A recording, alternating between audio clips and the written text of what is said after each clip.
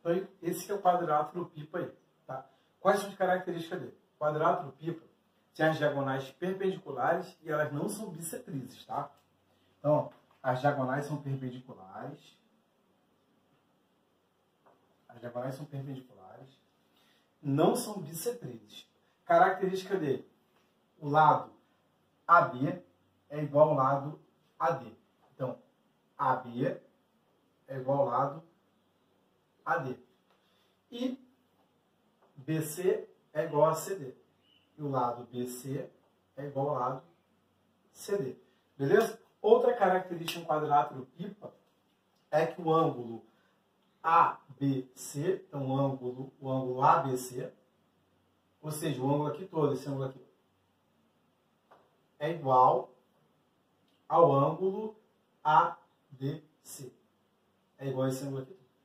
Tá? Sandro,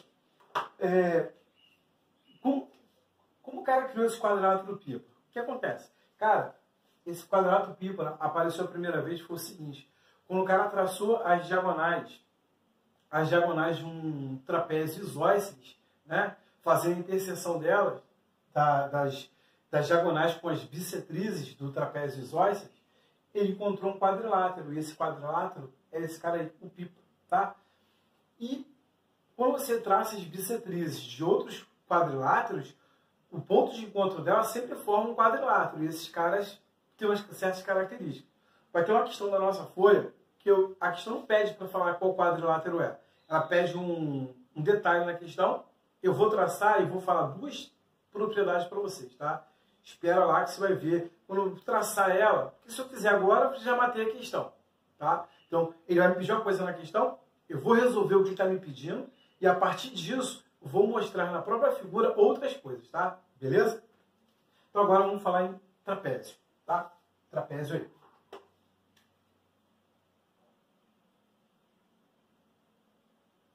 Então, vou chamar aqui de 2, né? 2. Trapézios. Vamos lá, trapézio. Olha só, qual é a característica do quadrilátero para ser trapézio? Com definição dele.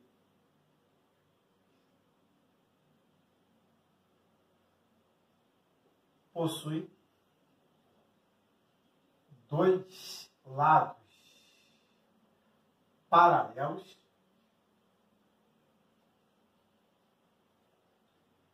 e esses lados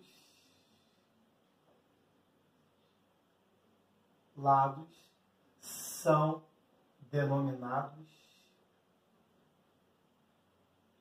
bases. Tá? Olha só, trapézio é um tipo de quadrilátero, né? Então, dois lados são paralelos, são denominados base. E os outros, Sandro? Os outros lados, eles podem ser chamados de lados oblíquos, lados não paralelos ou contrabases, tá? Então, e os outros dois lados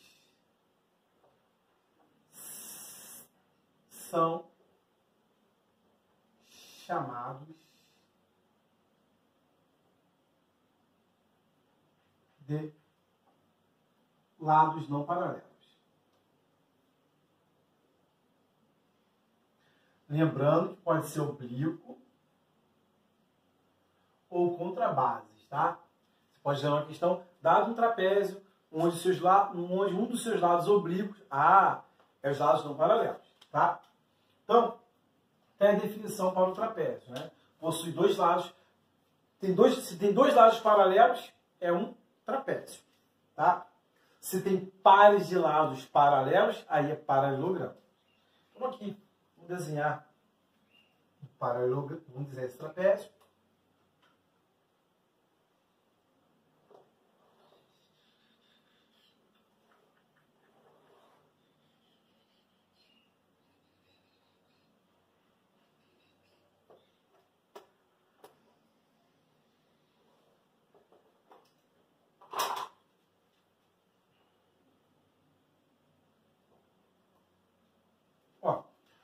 Você viu em quadrilátero, né, no início de quadrilátero,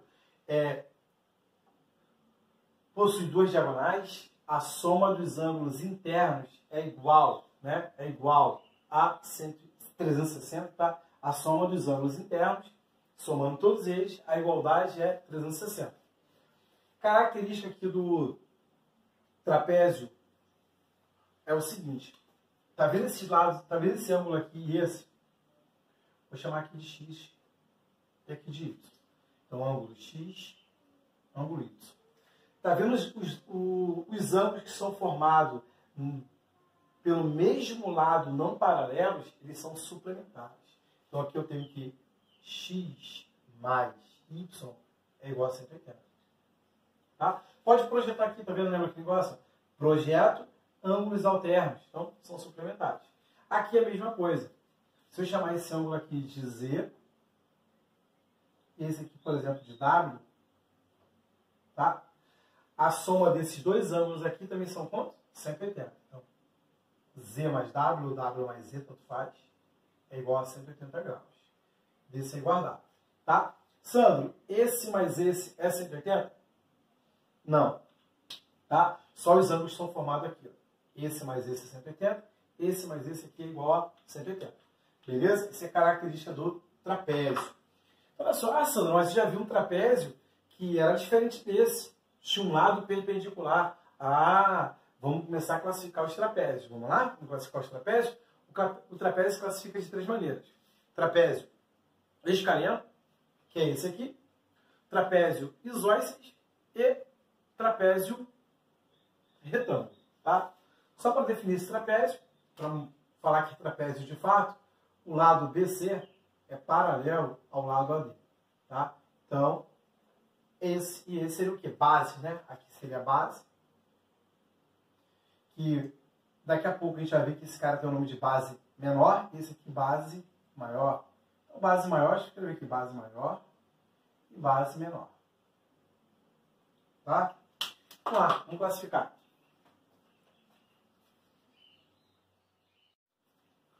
Vamos lá classificar o trapézio agora? Então, primeira classificação, trapézio escaleno. Sandro, qual é a característica do trapézio escaleno? Possui todos os lados diferentes. Então, possui todos os lados. Possui todos os lados diferentes. Ou seja, desiguais.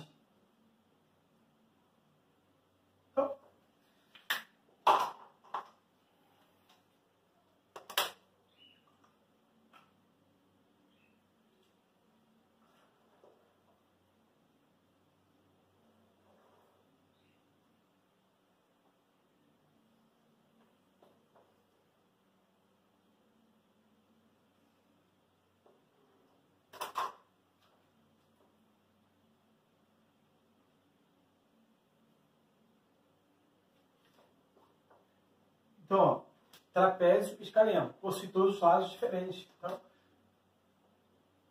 o lado AB é diferente do lado BC, que é diferente do lado CD, que é diferente do lado AD. Beleza? Então, todos os lados são diferentes. Tem medidas desiguais. Então,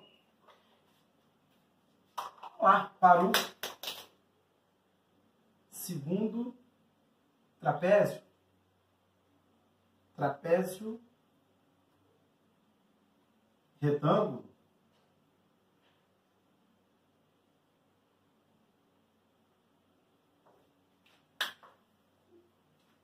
O que acontece com o trapézio retângulo? Qual é a característica dele? Qual é a característica para o cara ser trapézio retângulo? Ele possui um dos lados não paralelo perpendicular às bases. Então, trapézio retângulo possui dois lados não paralelos perpendicular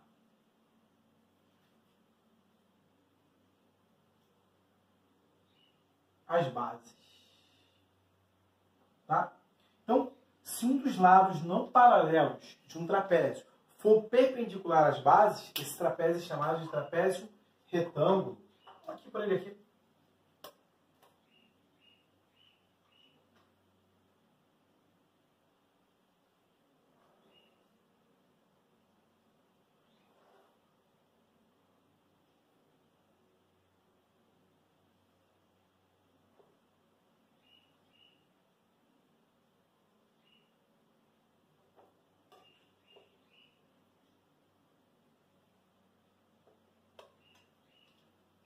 Então, ó, esse lado aqui que é não paralelo, tá vendo? Ó, ele é perpendicular às bases, formou 90 graus.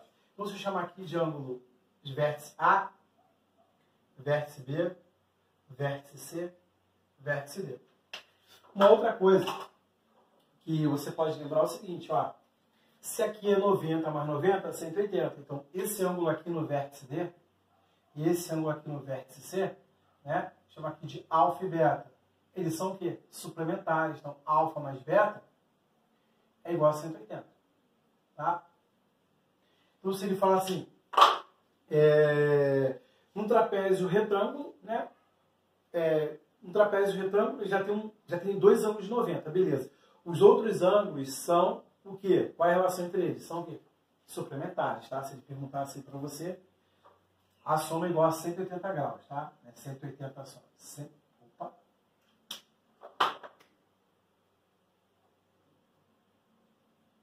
180 graus. Tá? Agora vamos para um trapézio bem interessante, que é o trapézio isósceles, tá? Trapézio isósceles.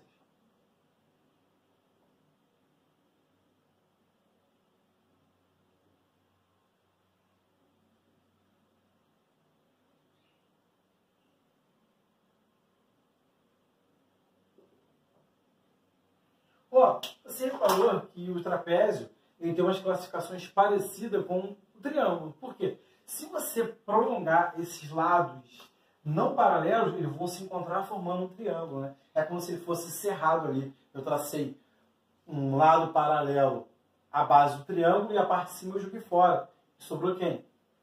Esse quadrilátero a gente chamamos de trapézio, tá? Então, ó, trapézio isósceles possui os lados não paralelos,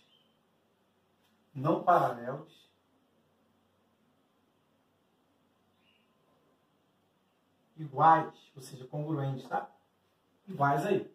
Vamos lá, trapézio isósceles, trapézio importante pra caramba.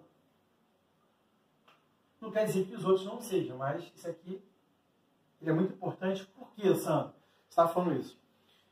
Ele é o único trapézio que pode ser inscritível, né, a uma circunferência. Então, se ele falasse para você numa questão, dado um trapézio inscrito na circunferência, opa, esse trapézio só pode ser isósceles. Por que, Sandro? Uma das condições para o quadrilátero ser inscritível, a soma dos ângulos opostos tem que dar 180. E só o trapézio isósceles, em relação aos outros trapézios, que tem essa definição, tá? Eu estou dizendo que ele é o único quadrilátero inscritível. Estou dizendo que ele é o único trapézio inscritível. Cuidado, ele é o único trapézio. Então, para qualquer quadrilátero ser inscritível, a soma dos ângulos opostos tem que ser quanto? 180. Tá? Então, você viu que o retângulo e o quadrado pode ser inscritível facilmente.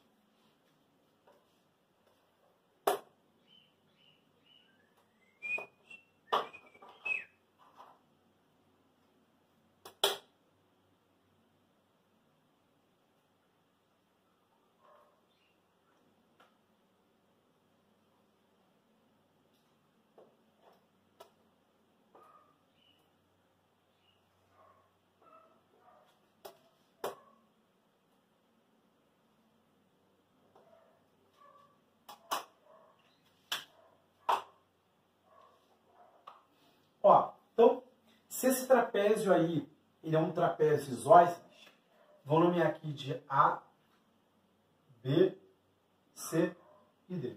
Para ele ser isósceles, o lado AB é igual ao lado CD. Então, AB igual a CD. Beleza? Primeira característica dele. Outra característica do trapézio isósceles, que que os ângulos das bases são iguais. Então, por exemplo, o ângulo formado aqui em A, que eu vou chamar de X, por exemplo, e o ângulo formado aqui em D também é X. Eles são iguais. Então, os ângulos formados na base menor também são iguais entre si. Se eu chamar esse ângulo aqui de Y, aqui vai ser o quê? Y. Tá? Pode ver, ó. Se eu somar esse ângulo mais esse, não dá 180? Isso quer dizer que o ângulo oposto aqui, ó, os ângulos opostos, são suplementares também. Então, quando isso acontece, ó, quando os ângulos opostos são suplementares, o quadrilátero ele é indescritível. Tá? Então, o trapézio isósceles é o único quadrilátero, né? É o único quadrilátero, não, perdão. O trapézio isósceles é o único trapézio inscritível entre os outros, em relação ao retângulo, né, o trapézio retângulo e o trapézio escaleno, tá? Ele não é o único quadrilátero inscritível. Isso aí é bizarro, tá? Então, essa seria uma coisa importante dele, ó. Se ele fala uma questão para você, dado um trapézio isósceles, ó, já sei que os ângulos opostos, a soma é 180. E os ângulos que formam as bases são congruentes entre si, tá? Então, é importante aí, EA gosta um pouquinho desse trapézio, tá? Então, vamos lá. Vamos agora falar mais duas coisinhas e partir para os nossos exercícios aí. O que está faltando em trapézio? Vou falar em base média e mediana de Euler, tá? Vamos lá?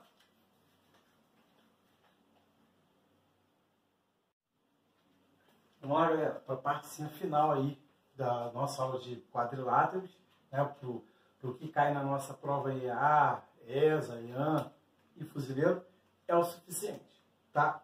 Então, olha só, base média do trapézio. Base média do trapézio. Então, olha só, o que acontece com a base média do trapézio? Sandro, como eu posso olhar para a figura e identificar isso se tiver um desenho? O enunciado ele vai te falar algo referente ao que eu vou escrever aqui. Para ser base média de um trapézio, é um segmento de reta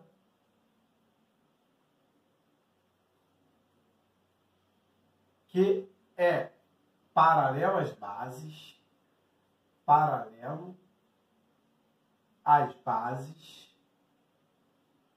e une os pontos médios dos lados não paralelos. Tá? E tem por medida a semi-soma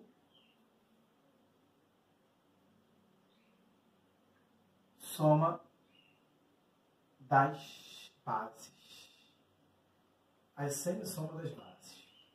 Isso. O que seria essa semi-soma aí? Então, observa aqui. Primeiro, vou até desenhar um pouquinho maior esse trapézio aí, que teve espaço. Deixa eu desenhar um pouquinho maior.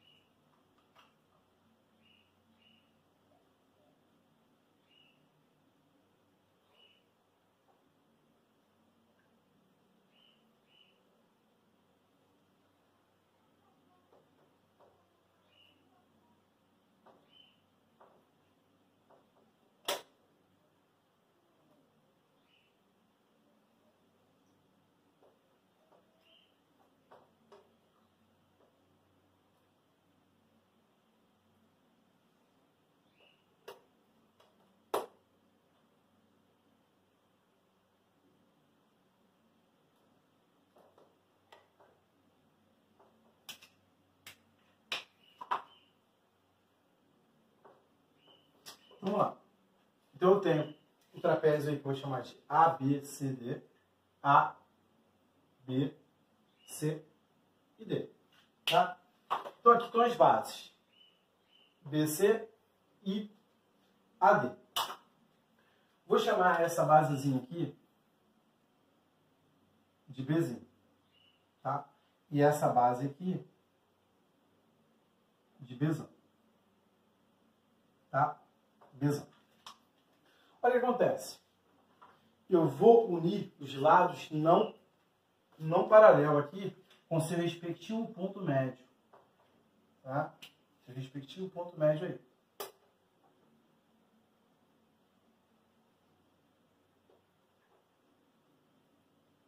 Então, esse pedaço igual a esse, já que aqui é ponto médio, e esse pedaço igual a esse, já que são pontos médios. Então, vou até escrever aqui, ó, ponto médio. Vou escrever daqui a pouquinho. E aqui é a nossa base média. E o que diz o seguinte, para eu calcular essa base média, para eu achar ela, né, então a base média é igual a semissoma das bases, ou seja, a base média é igual a base maior mais base menor dividido por quanto? Por 2. Então é a semissoma aí. Um dia na minha vida eu fiz um estudo assim, sobre geometria e comecei a aprofundar cada vez mais e observei, né? Só que outros matemáticos tinham observado, então eu era novo e não conhecia muita coisa ainda, então estava desenvolvendo ainda. E até hoje não conheço ainda, tá?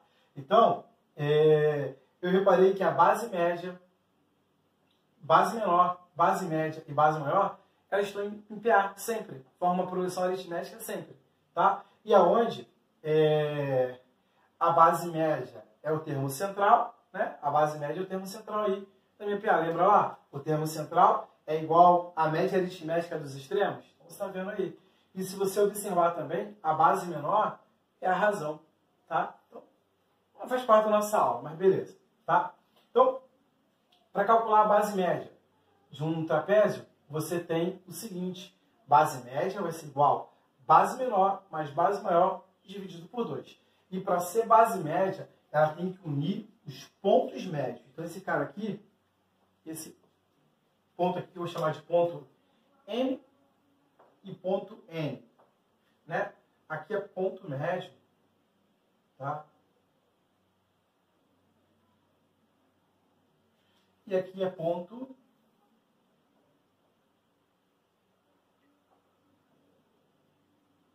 médio, tá? Ponto médio aí. Ponto médio. Beleza? Agora vamos aqui para a mediana de Euler, tá? Mediana de Euler. E vamos lá então. Sandro, qual é a característica da mediana de Euler?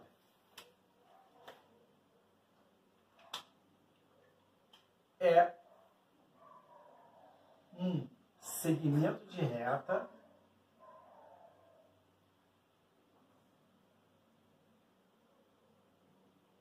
que está sobre a base média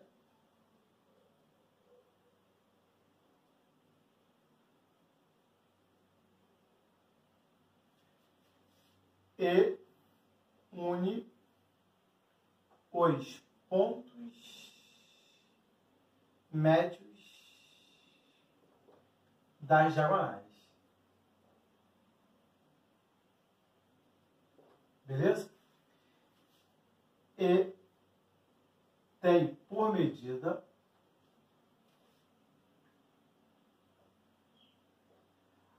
a semidiferença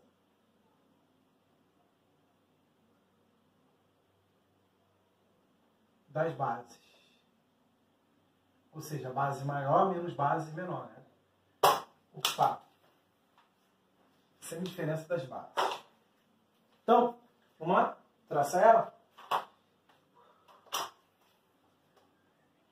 Primeiro eu vou dar uma traçada aqui na diagonal.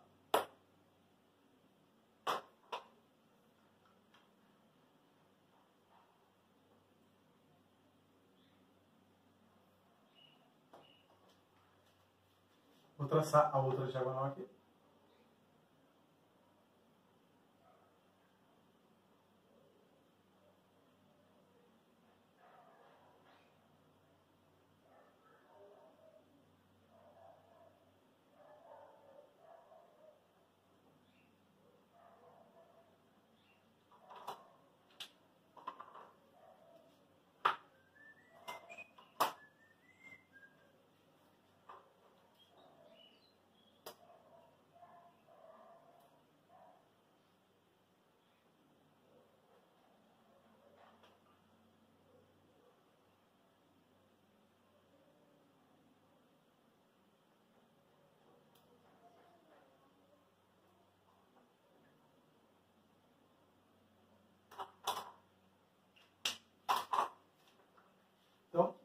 Vamos lá finalizar ela aqui.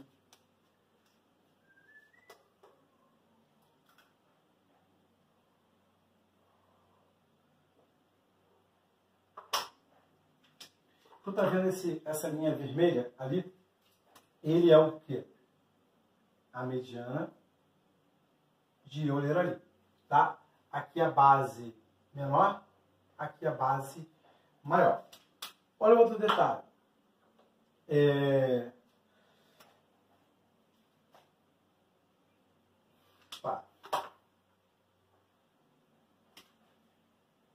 N, né? Ponto médio, vou chamar aqui de P e Q. Olha o detalhe seguinte, o que está acontecendo ali. Antes de falar a mediana de Euler, olha para esse triângulo aqui, o triângulo A, B, C. Se isso aqui é ponto médio, aqui é ponto médio, de M até P é base média desse triângulo. Então aqui seria, ó, B sobre 2. Bzinho sobre 2. Tá? Se você olhar isso. Aqui é a mesma coisa, ó. De Q até N, ponto médio. Então é base média, é paralelo, né? Isso aqui é paralelo às bases, é paralelo à base do triângulo e une pontos médios dele. Então isso é base média também do triângulo. Bzinho sobre 2. Tá? Então uma outra característica é esse pedacinho aqui é igual a esse. Importante isso em questões principalmente teóricas aí, tá? E se você observar, dá para você demonstrar a mediana de Euler pegando isso aqui, tá? Pegando isso aqui você consegue demonstrar aí, tá? Então o que acontece? A mediana de Euler, ela vai ser base maior menos base menor dividido por quanto? Por 2, tá? Então a mediana de Euler é isso aí. Base maior mais base menor dividido por 2. Tá? Tranquilo? Olha só, se você quisesse demonstrar isso, olha só. Se você somar aqui, ó, uma pequena demonstração aqui. Vai ser traumática não.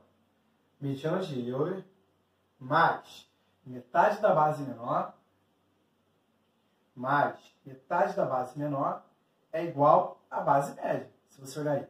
É isso? Isso aqui não é a base média? Bzinho sobre 2, mais mediana de Euler, mais Bzinho sobre 2, é a base média.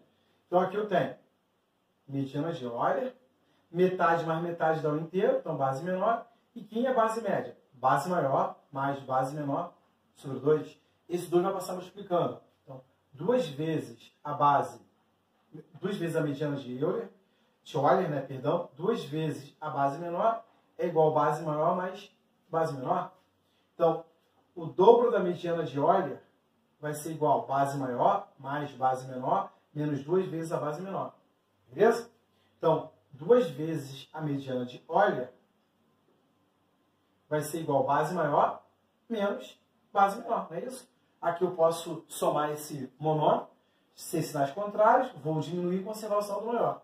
Então, logo, a mediana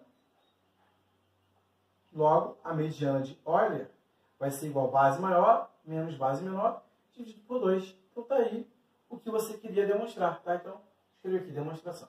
Tá?